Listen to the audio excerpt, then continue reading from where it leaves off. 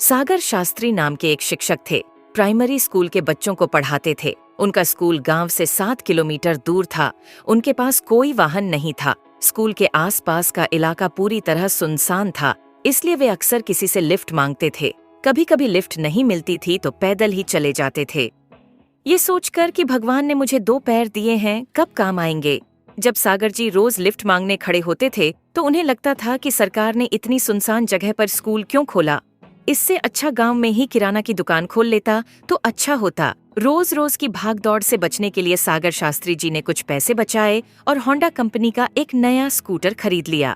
खुद का वाहन न होने के कारण सागर शास्त्री जी ने जो कष्ट सहे, उन्होंने अपने मन में गांठ बांध ली और तय किया, कोई लिफ्ट मांगे तो उसे मना नहीं करेंगे, क्योंकि उनको यह पता था कि अगर कोई हमें लिफ्ट के लिए मना करता था तो कितना बुरा लगता है। अब सागर जी रोज अपने स्कूटर से स्कूल जाते थे और रास्ते में कोई उनसे रोज लिफ्ट मांगकर उनके साथ चला जाता था। वापसी के रास्ते में भी कोई न कोई उनके साथ आता था। एक दिन जब सागर जी स्कूल से लौट रहे थे तो सड़क पर एक आदमी मायूस होकर लिफ्ट के लिए हाथ दिखा रहा था।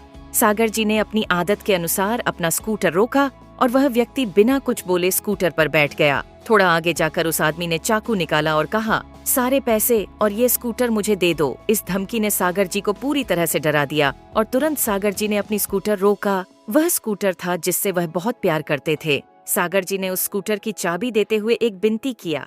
सागर जी ने विनती करते हुए उससे कहा कि तुम किसी को यह मत बताना कि तुमने स्कूटर कहाँ से और कैसे चुराया। यकीन करो, मेरा मैं पुलिस में रिपोर्ट भी नहीं करूंगा। इस आदमी ने आश्चर्य से पूछा, क्यों दिल में डर और चेहरे पर उदासी लिए?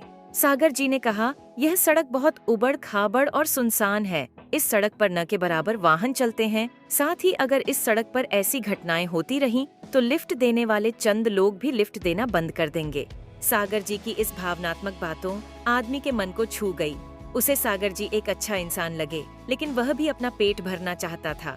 ठीक है, ऐसा बोलकर वह स्कूटर लेकर वहाँ से निकल गया। अगली सुबह जब सागर जी अखबार लेने बाहर दरवाजे के पास आए और दरवाजा खोला तो सामने उनको अपना स्कूटर दिखा।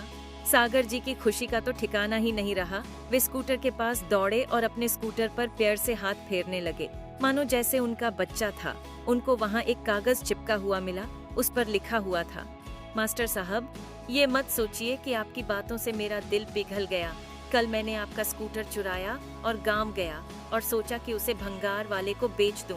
लेकिन जैसे ही भंगार वाले ने वह स्कूटर देखा, मेरे कुछ कहने से पहले ही वह भंगार वाला बोला, अरे यह तो मास्टर साहब का स्कूटर है। उससे बचाने के लिए प्रयास में मैंने उसे कहा, हाँ, मास्टर साहब ने मुझे बाजार में काम से भेजा है। शायद उसे मुझ पर शक हो गया था। मैं वहाँ से चला गया और एक बेकरी में गया। मुझे बहुत भूख लगी थी और ऐसा सोचा कुछ खा लूं। बेकरी वाले की नज़र स्कूटर पर पड़ते ही वह बोला, अरे ये तो मास्टर साहब का स्कूटर है। ये सुनकर मैं तो डर गया और असमंजस से बोला, हाँ, यह चीजें मैं उनके लिए ही ले जा रहा हूँ, क्योंकि उनके घर पर कुछ मेहमान आए हुए हैं। किसी तरह मैं वहाँ से भागा। फिर मैंने सोचा कि गाँव से बाहर जाकर उसे कहीं बेच दूं। मैं कुछ ही दूर गया था कि टोल नाके पर पुलिस ने मुझे पकड़ लिया और गुस्से में मुझसे पूछा कि कहाँ जा रहे हो और ये मास्टर साहब का स्कूटर आपके पास कैसे आया। फिर मैं कोई बहाना बनाकर वहाँ से भाग गया। मैं भागते भागते थक गया हूँ। मास्टर साहब, आपका स्कूटर है या अमिताभ बच्चन, हर कोई उसे जानता है। मैं आपकी अमानत आपको सौंप रहा हूँ उसे बेचने की। मुझ में ना तो हिम्मत है और ना ही ताकत। आपको हुई परेशानी के लिए मुझे माफ कर दो और परेशानी के बदले में मैंने आपके स्कूटर की टंकी भरवा दी है।